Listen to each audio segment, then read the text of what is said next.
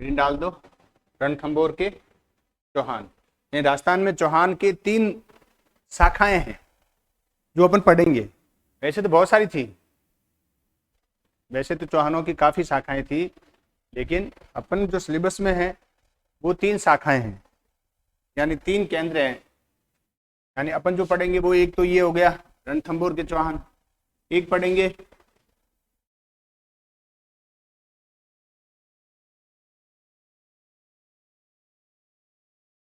जालोर के चौहान, और एक है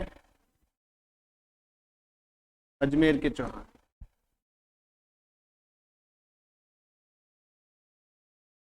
तीन पढ़ने। जैसे रणथंभौर में चौहान वंश का संस्थापक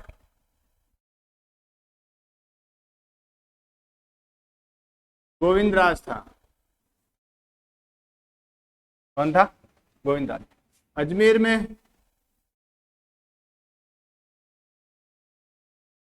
कीर्तिपाल था, सॉरी जालोर में, और अजमेर में था वासुदेव। इन तीनों को लिख लो, इनको लिख लो साथ में, ऊपर हेडिंग डाल दो चौहान वंश, फिर इन तीनों को लिख लो।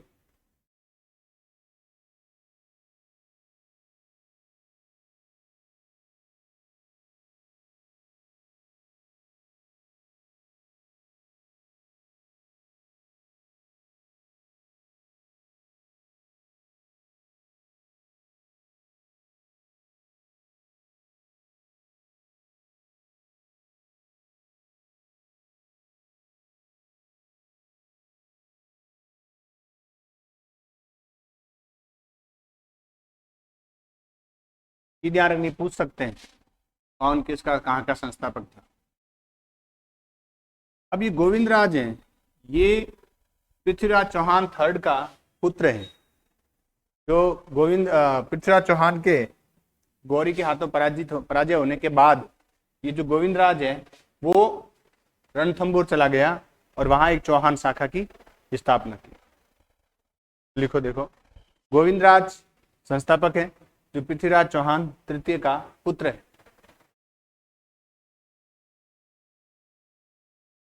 गोविंदराज चौहान पृथ्वीराज चौहान का पुत्र।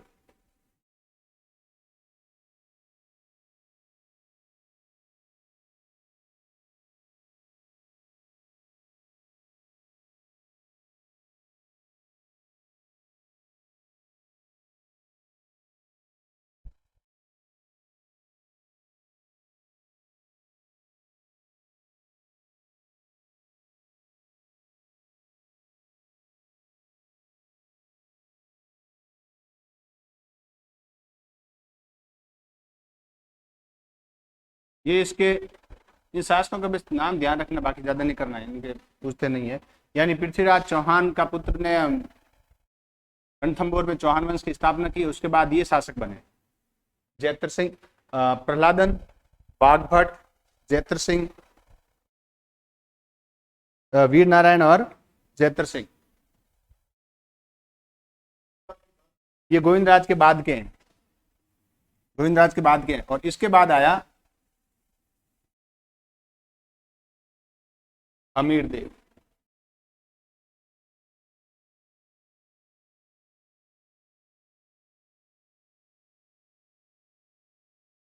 सीधा ये पूछेंगे ये शासक कहाँ के थे, इससे ज्यादा नहीं है।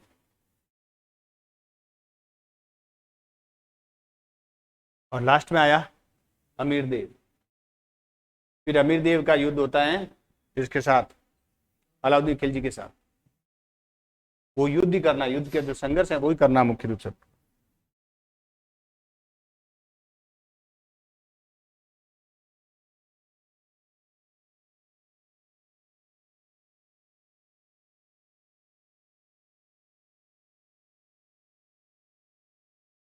ठीक है, अब देखो अमीर देव 1280 से लेकर 1301 तक शासक रहा। 1280 से 1301 तक ये इसका शासन, अमीर देव का शासन था। अमीर देव हमीरदेव जो अपने हट के लिए जाना जाता था, हम सुना ना, हमीर हट, अपनी जिद के लिए जाना जाता था।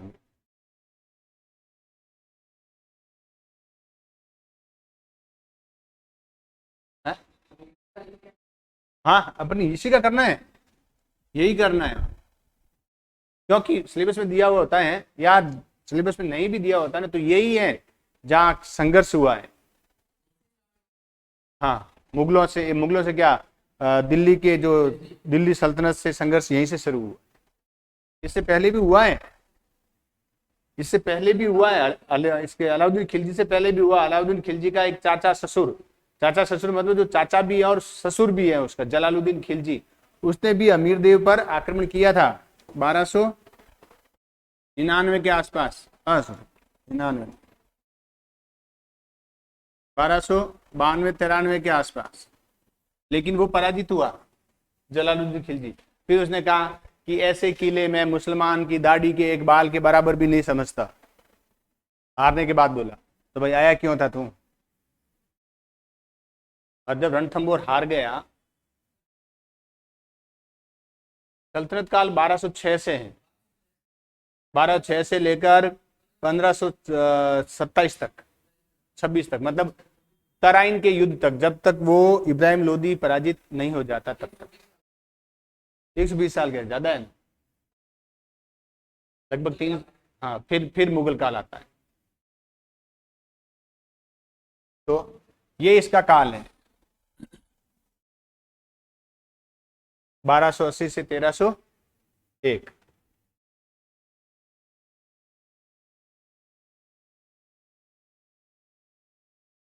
अमीरदेव और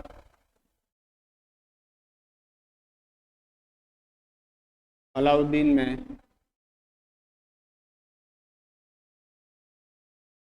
संघर्ष, संघर्ष का कारण क्या था? कारण मैं बताया था मैंने पहले आप, है?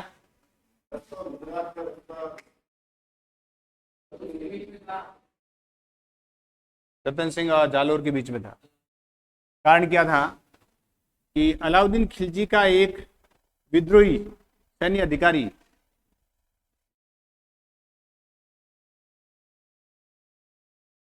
पीर मोहम्मद शाह विद्रोह करके अमीरदेव के शरण में चला गया।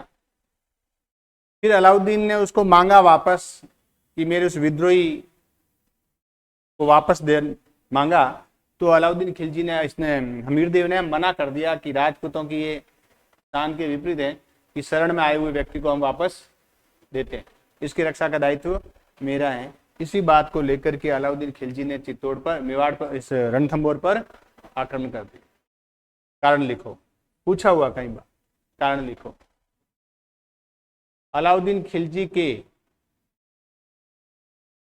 विद्रोही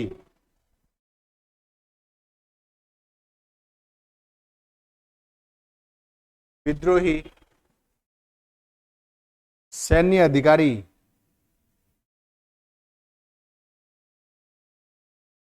पीर मोहम्मद शाह को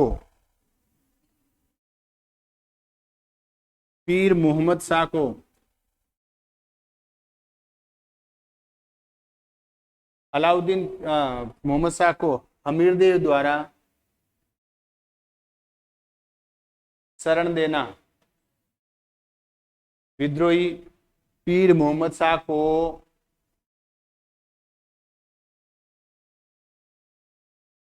अमीरदेव द्वारा पनाह देना, संरक्षण देना, शरण देना, आश्रय देना,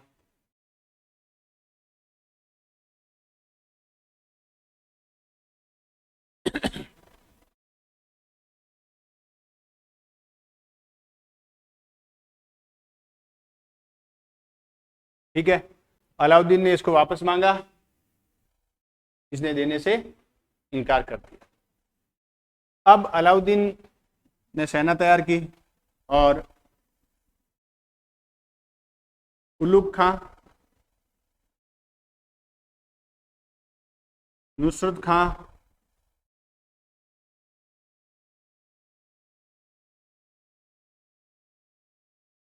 अल्प खां या अलप खां, इन सबको रणथंभौर भेजा सेना देकर। खिलजी भी साथ में था, लेकिन नेतृत्व दिया इसको।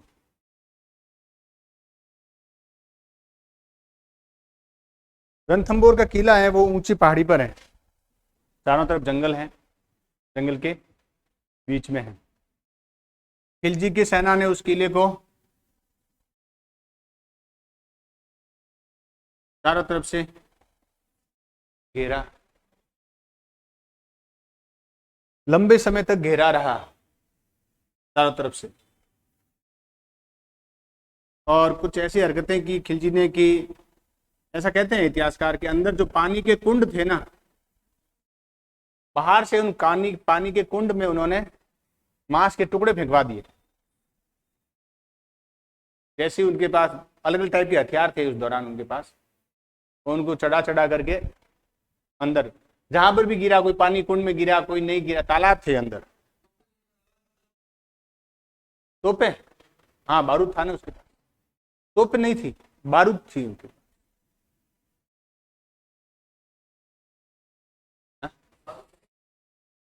वो बारूद जैसे बिछाने काम आते हैं, उसको जलाकर फोड़ने में काम लिए जाते, बाकी तोप के रूप में नहीं थी।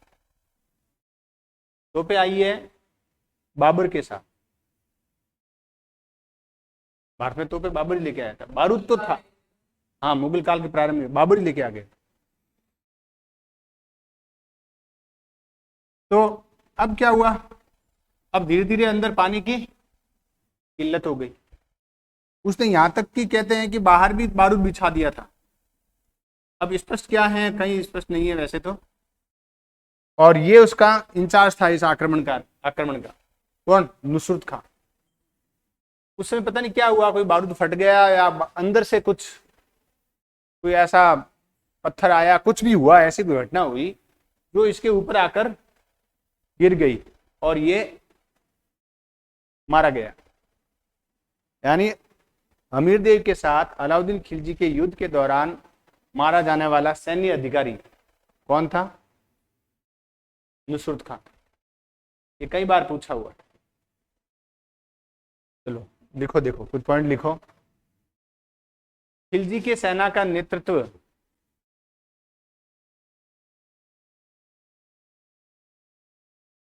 नुसरत खां, उलुग खां,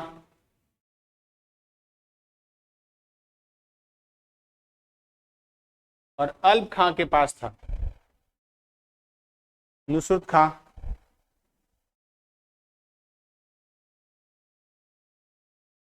उलुग खां और अल्प खां के पास था। लेकिन मुख्य नेतृत्व किसके पास था, नुसरत खां के पास था।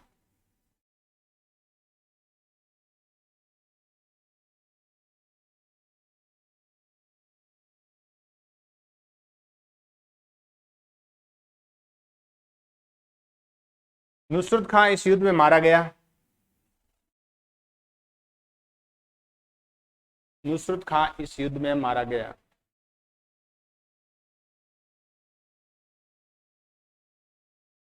नुसरत खां इस युद्ध में मारा गया।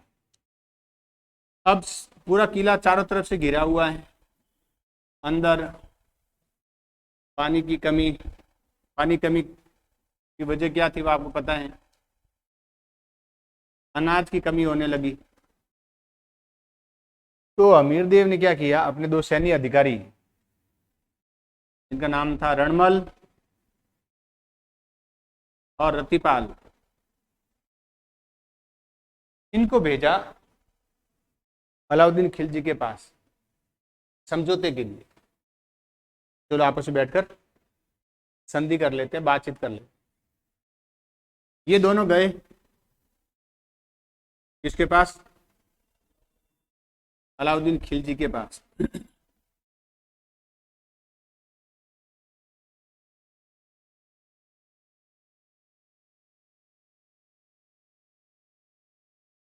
अलाउद्दीन खिलजी के पास गए। ये वहां जाकर के अलाउद्दीन के साथ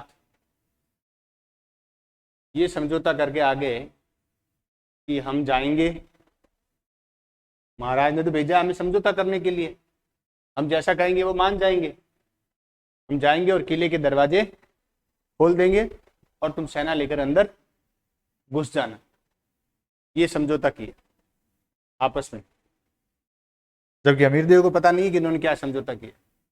वो अमीर देव के पास गए कि हाँ हम बात करके आ गए, तो क्या करना है कि उनको आने दो अंदर, और अंदर आए। उसके बाद क्या, अमीर देव मारा गया, अमीर देव की पत्नी मारी गई, जौहर किया, अमीर देव ने केसरिया किया, और ये चित्तौड़गढ़ का इसका रणथंभौर का पहला साका था। किसकी वजह से, इन दो की वजह से। उनको राज्य चाहिए था कि जब अलाउद्दीन खिलजी तो चला जाएगा और ये चित्तौड़गढ़ रणथंभौर है वो हमें मिल जाएगा। समझ रहे हो ना बात को, समझ आ रही है ना बात। इन दोनों को युद्ध खत्म हुआ, चित्तौड़ पर अधिकार हो गया अलाउद्दीन खिलजी का। इन दोनों को बुलाया कि आओ मेरे विश्वास पात्र सैन्य अधिकारियों,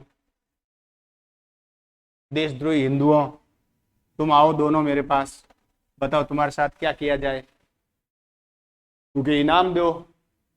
अलाउद्दीन खिलजी ने कहा इन दोनों के सिर काट दो, इन दोनों के सिर कलम कर दो, हटा दो धरती से।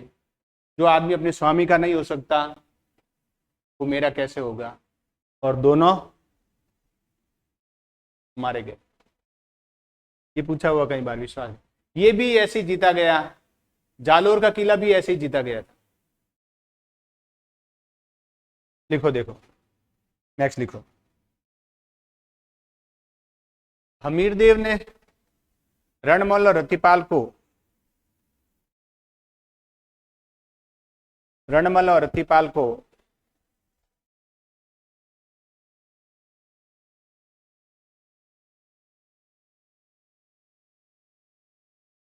खिलजी के पास संधि के लिए भेजा, खिलजी के पास संधि के लिए भेजा, बातचीत के लिए भेजा।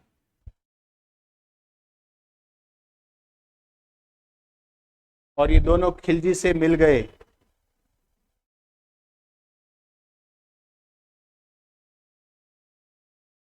ये दोनों किससे मिल गए,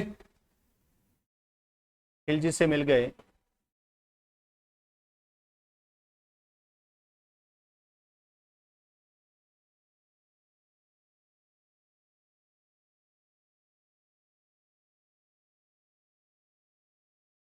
और इन्होंने किले के दरवाजे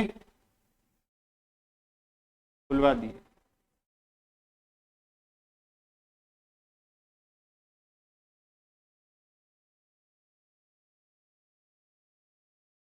किले के दरवाजे खुलवा दिए।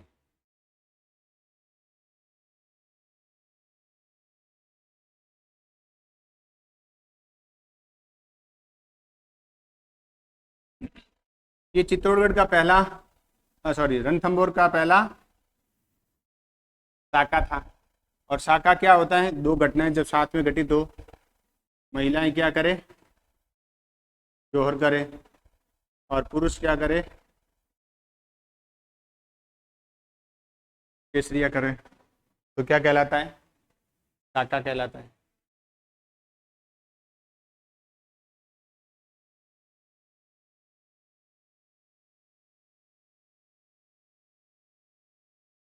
महिलाओं ने जौहर किया और पुरुषों ने केसरिया किया। जौहर किस किसने किया, उसकी पत्नी रंगदेवी ने, उसकी बहन पद्मला ने, ये पत्नी है, ये उसकी बहन है।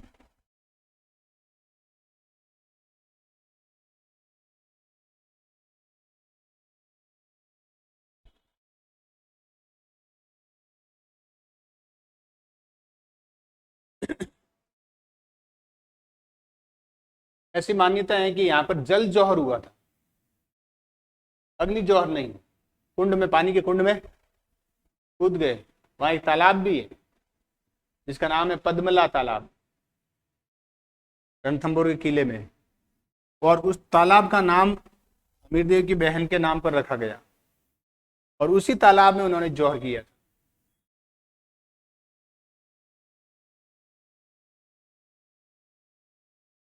हाँ, पत्नी का नाम रंगदेवी, बहन का नाम पद्मला। रंगदेवी, पत्नी रंगदेवी और बहन पद्मला ने जौहर है। हाँ, और भी तो है।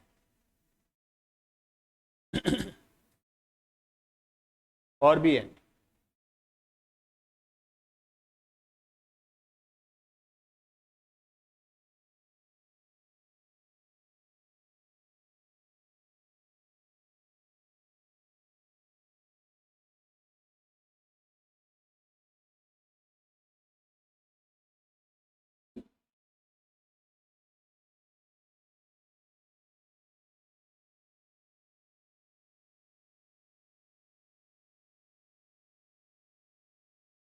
और चित्तौड़ पर किसका अधिकार हो गया? रणथंभौर पर।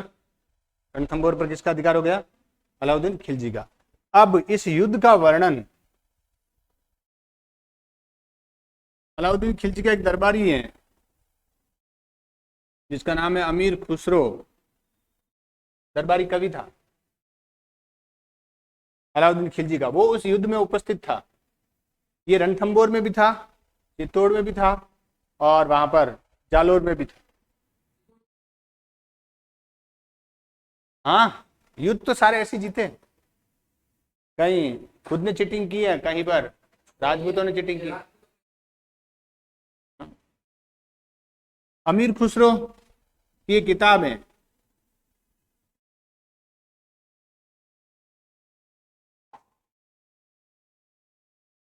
किताब का नाम है खजाइनुल फुतूह। इस किताब में इस युद्ध का वर्णन है। देखो, अमीर खुसरो की पुस्तक खजाइनुल फुतूह में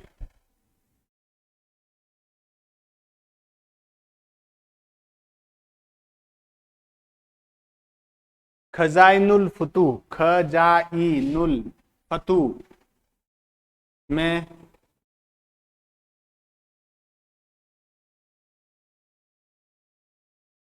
इस युद्ध का वर्णन है।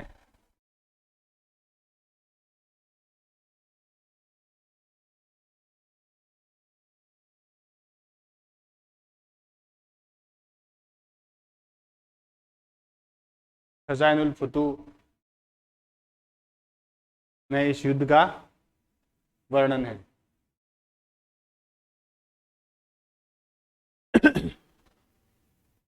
इसका ध्यान रखना। पूछे हुए प्रश्न बता रहा हूं, जो अभी तक पूछे गए। रणमल नतीपाल, जो नुसरत खां मारा गया, उसका ध्यान रखना है। पीर मोहम्मद का ध्यान रखना है।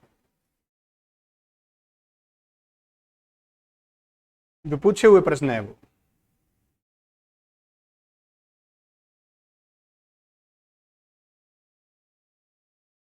अलाउद्दीन खिलजी और अमीरदेव के बीच हुए युद्ध का आंखों देखा हाल किसने वर्णित किया? अमीर खुसरो ने।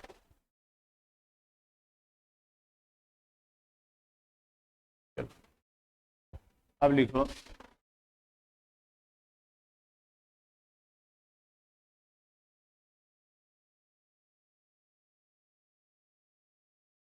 जालोर के चौहान।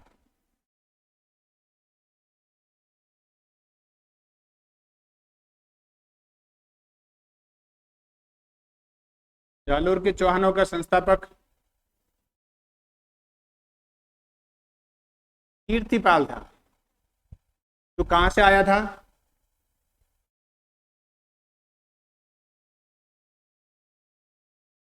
नाडोल से आया था।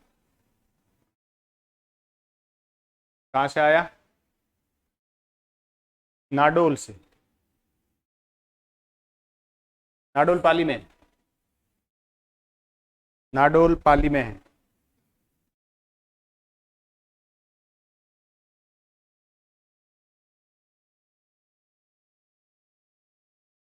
कीर्तिपाल के बाद शासक बना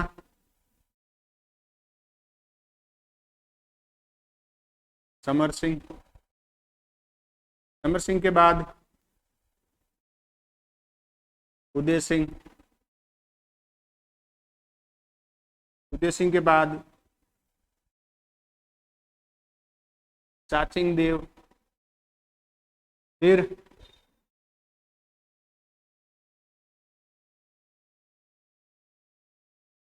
सामंत सिंह।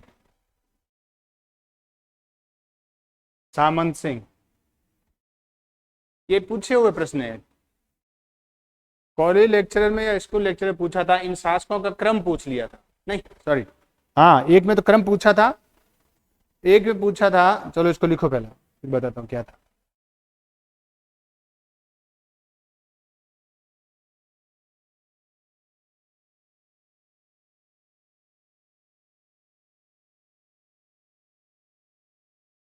एक में तो पूछा था क्रम, इन चारों का क्रम तो वहां पर भी ध्यान रखना आपको, जो चित्तौड़गढ़ का किया था अपन ने, जैत्र सिंह, तेज सिंह, समर सिंह, रतन सिंह, वहां उनका क्रम ध्यान रखना है। नाडोल जगह है एक पाली में, वहां का ये शासक था। फिर वो जालोर चला गया और जालोर में चौहान वंश की स्थापना की। तो ये जो जालोर में जो चौहान है ना, बाद में ये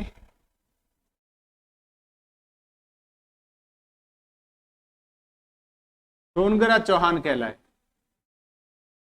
सोनगरा क्यों कहलाए? क्योंकि एक पहाड़ी है जिसका नाम तो सुवर्णगिरी है। सुवर्णगिरी पर इन्होंने किला बनवाया और उससे इनका नाम सोनगरा हो गया। सोन पहाड़ी पर।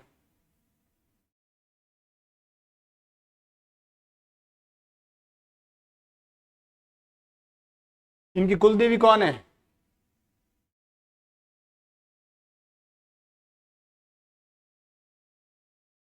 आशापुरा माता, जिनका मंदिर जालोर के मोदरा में है, एक मंदिर भुज में, गुजरात। एक तो ये पूछा हुआ क्रम। एक बार क्या हुआ कि 4 शासकों के नाम दे दिए, जिसमें से 3 तो ये थे शायद, लगभग इन 4 में से कोई 3 ये थे और एक था, नहीं 4 शासकों के नाम थे जिनमें एक ये नाम था उदय सिंह और एक नाम था वत्सराज। 4 ऑप्शन थे। 4 ऑप्शन में से एक ऑप्शन ये था, एक ऑप्शन ये था और प्रश्न पूछा था कि निम्नलिखित में से कौन सा शासक जालोर के सोनगरा चौहान वंश का नहीं है। क्या पूछा? निम्नलिखित में से कौन सा शासक जालोर के चौहान वंश से संबंधित नहीं है, नहीं है पूछा। अब ये 4 तो है, तो इन 4 में से कोई 3 ऑप्शन दे दिए, ये दिए या जो भी दिए थे, जिसमें ये ऑप्शन था जरूर। 4 में से एक ये था और एक ये था। ये भी जालोर का शासक रहा है, ये भी जालोर का शासक रहा है, लेकिन ये चौहान वंश का नहीं है, ये प्रतिहार वंश का शासक था। तो उत्तर कौन सा हुआ? ये हुआ। और अधिकांश स्टूडेंट करके क्या आए? उदय सिंह आए। उदय सिंह तो ये सोचा है कि तो महाराणा प्रताप के पिताजी हैं, तो मेवाड़ के थे। अरे जरूरी थोड़ी है कि एक ही जगह होंगे उदय सिंह। और उनको ये पता है कि वत्सराज जालोर का शासक है, भीनमाल का शासक है, लेकिन ये नहीं पता है कि वत्सराज है वो चौहान वंश का नहीं है, वो प्रतिहार वंश का है। अब सामंत सिंह लास्ट शासक है, उसके बाद आया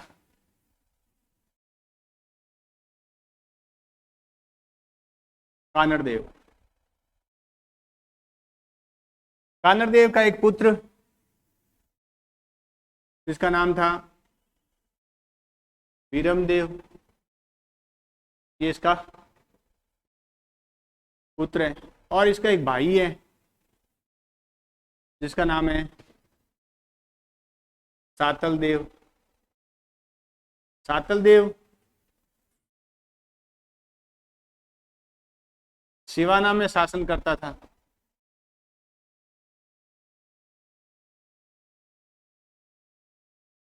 सातलदेव कहाँ करता था शासन? सिवाना। सिवाना कहाँ है? बाड़मेर में। और ये कहाँ का शासक है?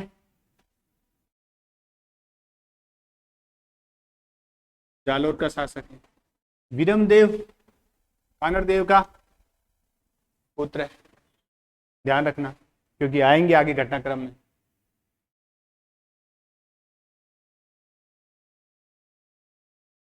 युद्ध का कारण क्या है? लिखो, हेडिंग डाल दो, कानरदेव और खिलजी के बीच संघर्ष। कानरदेव और खिलजी के बीच संघर्ष।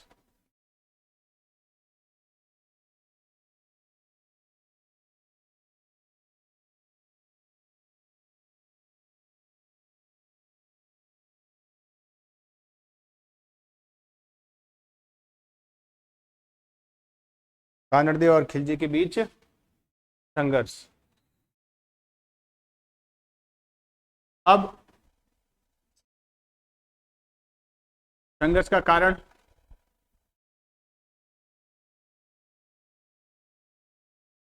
याद है, किया था अपन ने। अलाउद्दीन खिलजी को सीधा रास्ता गुजरात अभियान के लिए, दक्षिण अभियान के लिए सीधा रास्ता चाहिए था। फिर 1299 में गुजरात से अलाउद्दीन खिलजी की लौटती हुई सेना को इन्होंने रोका था और लूट भी लिया था। फिर अलाउद्दीन खिलजी नहीं चाहता था कि राजस्थान में कोई भी रियासत है, वो राज्य है, वो स्वतंत्र है, क्योंकि वो रणथंभौर जीत चुका है, चित्तौड़गढ़ जीत चुका है। अब एक यही बचा था, एक यही बचा हुआ था जो शक्तिशाली शासकों में था। तो संघर्ष का कारण क्या था? वैसे पूछेंगे नहीं। एक तो ये अपने राज्य का विस्तार, और जो वास्तव में तत्कालिक कारण था वो था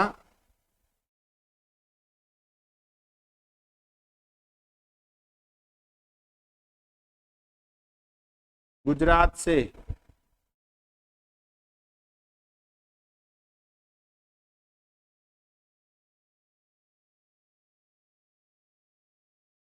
लौटती सेना को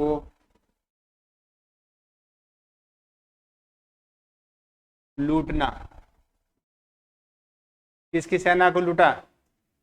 अलाउद्दीन खिलजी की सेना को लूटना।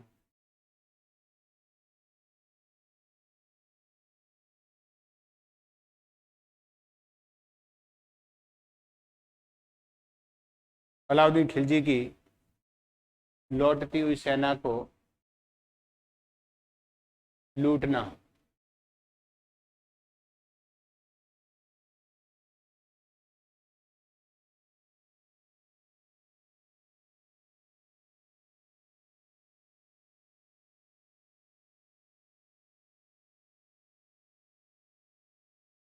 लौटती सेना को लूटना।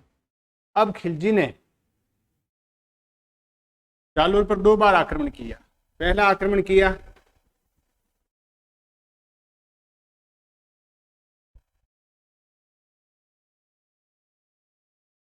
सिवाना पर। कब? 1307-8 में। और सिवाना का शासक कौन? सातलदेव। और सातलदेव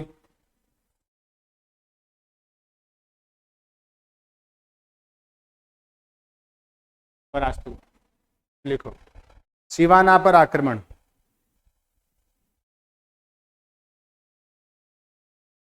1307-8 में। 1307-8 में यहाँ का शासक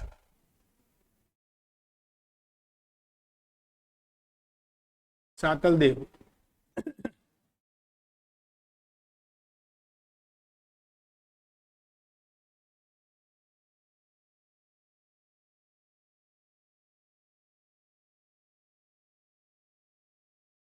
इसका एक सैन्य अधिकारी बावले, ये अलाउद्दीन खिलजी से मिल गया। सातल देव, लिखो सातल देव का सैन्य अधिकारी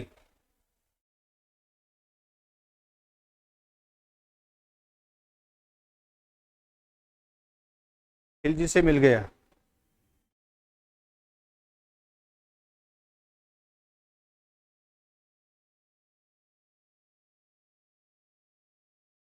इसने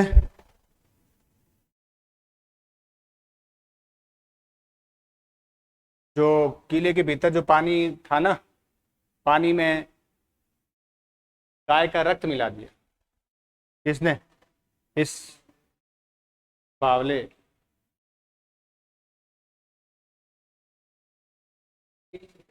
पानी कैसे पिएंगे फिर? खाने के बिना तो रह सकते हैं, पानी के बिना रह सकते हो क्या?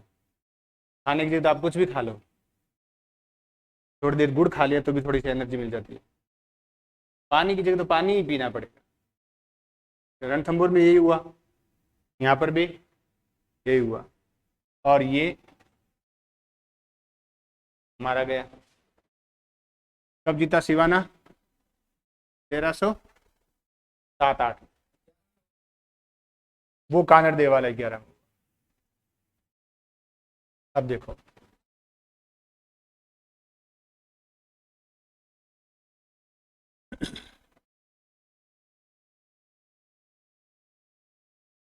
जालोर पर आक्रमण।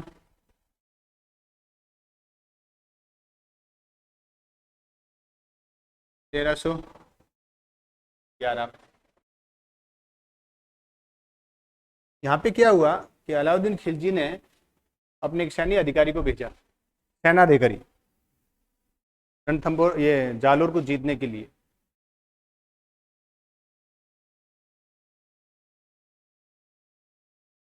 जालोर को जीतने के लिए भेजा और उसको कहा कि तू संधि कर ले। किसको कहा? अलाउद्दीन खिलजी ने अपने सैन्य अधिकारी को कहा कि तू उससे संधि कर ले। उस अधिकारी ने कानड़ देव से बात की और उससे कानड़ देव के साथ कानड़ देव को संधि के लिए राजी कर दिया।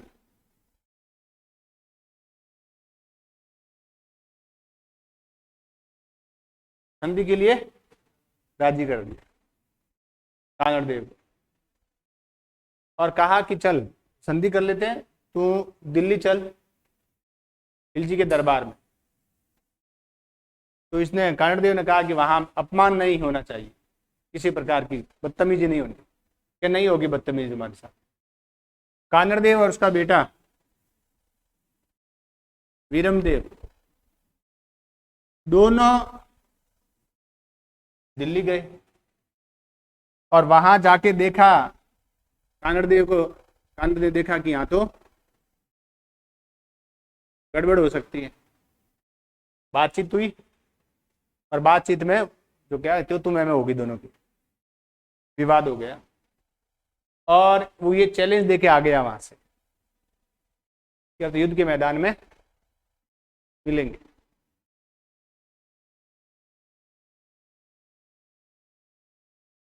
अब खिलजी ने क्या किया? वीरमदेव को वहीं रख दिया कि इसको मैं जब आऊंगा उसको साथ में लेके आऊंगा। खिलजी ने अपने साथ में रख, अपने पास रख लिया। अब क्या हुआ? खिलजी की एक बेटी को इस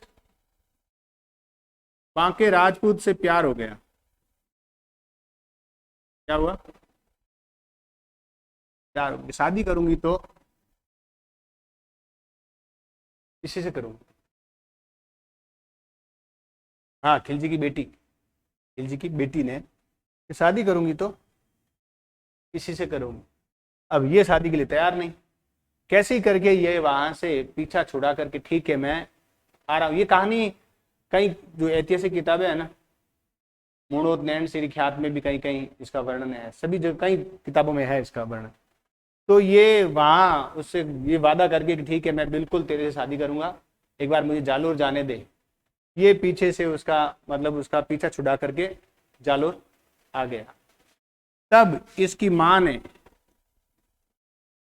इसकी माँ, ऐसा कहते हैं लेकिन वैसे ये पूर्ण रूप से सत्य नहीं है, इसकी माँ ने बेटे का विवाह वीरमदेव से करवाने के लिए सेना देकर के उसको जालोर भेजा, अपनी सेना को। अलाउद्दीन की सेना भी जालोर पहुंच गई। 1308 की बात, 1311 की बात। इधर युद्ध हो रहा है और इधर ये बेटी इंतजार कर रही है कि वीरमदेव आएगा शादी करने के लिए। जब उसे लगा कि वीरमदेव अब मेरे से शादी करने वाला नहीं है, तो ये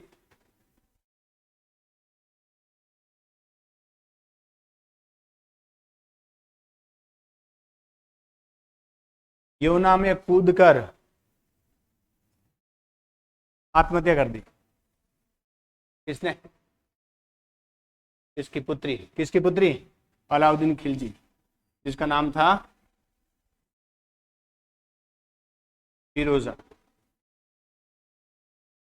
यदि पूछने वाले नहीं है, ये ऐसे बता दी मैंने कहानी। तो लिखो, देखो क्या लिखा है। हाँ, 1311 में अलाउद्दीन खिलजी ने जालोर पर आक्रमण किया।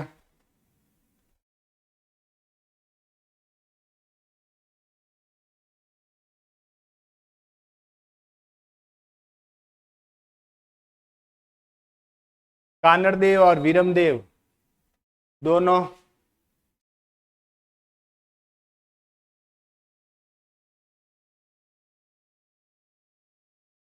इस युद्ध में शहीद हुए।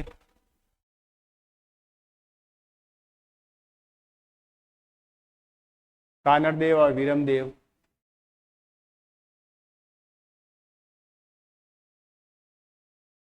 इस युद्ध में शहीद हुए।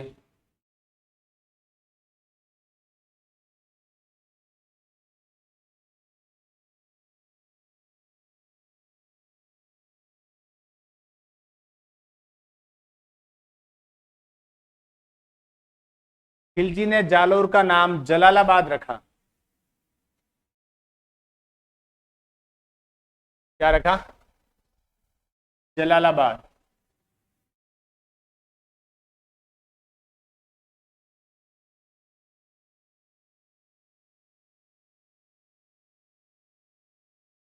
और सिवाना का नाम रखा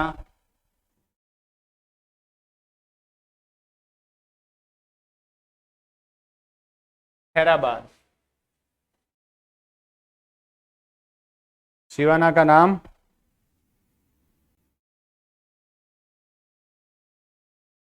खैराबाद रखा।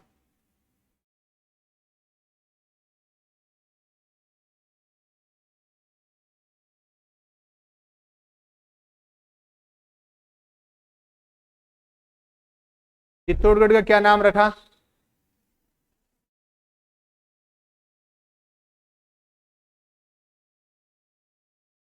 देखो, सबसे पहले किसको जीता?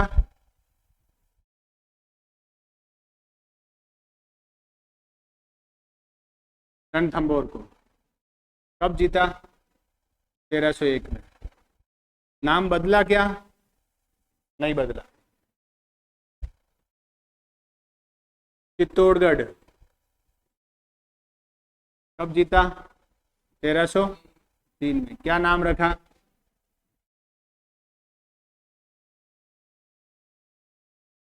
खिजराबाद रखा। फिर जीता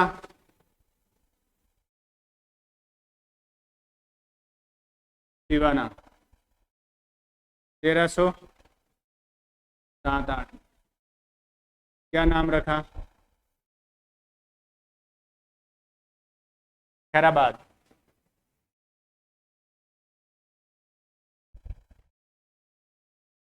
जालोर 1311 में।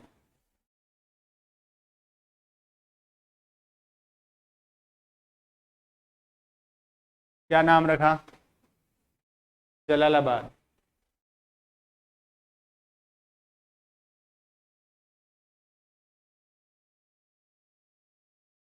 ये देख लो, यहाँ का शासक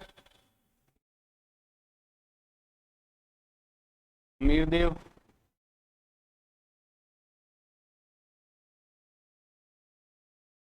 रतन सिंह।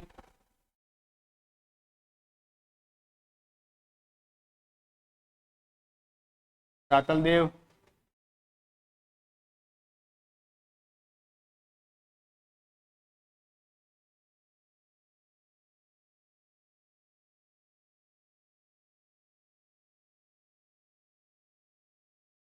यहाँ पे यहाँ पे यहाँ पे टीटर कौन है? रणमल और रतिपाल। सेवा नाम है बावले।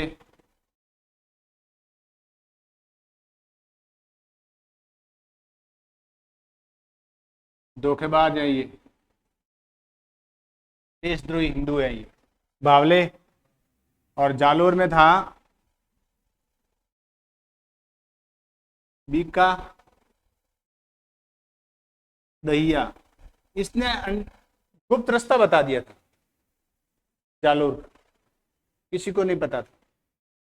कुछ विश्वास पात्र लोगों को ही पता होता था, जो विश्वास पात्र था उसने रास्ता बता दिया। तो खिलजी सेना लेकर अंदर घुस गए।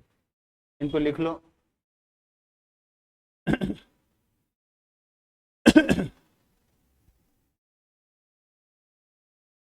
रणथंबोर 1301, अमीरदेव। आक्रमणकारी सभी जगह एक ही है, अलाउद्दीन खिलजी। और ये सारे पूछे हुए प्रश्न हैं। ये जो बनाई हुई ना, ये पूरी एक टेबल बनाई है, यहां से पूछा हुआ प्रश्न है ये।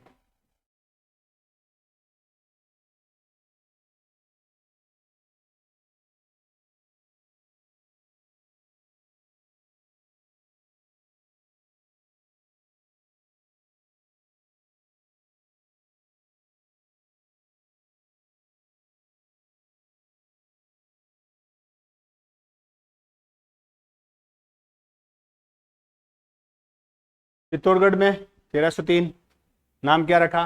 खिजराबाद। शासक कौन था? रतन सिंह। आक्रमणकारी कौन? अलाउद्दीन अलाउद्दीन खिलजी।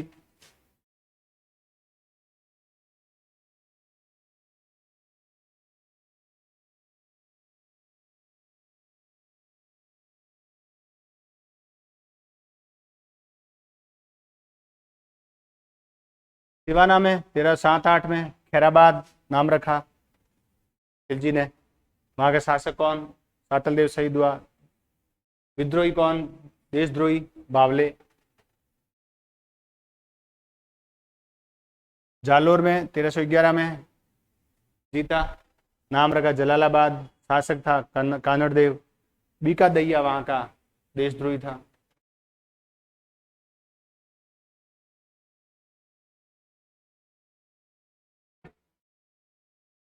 क्या हुआ?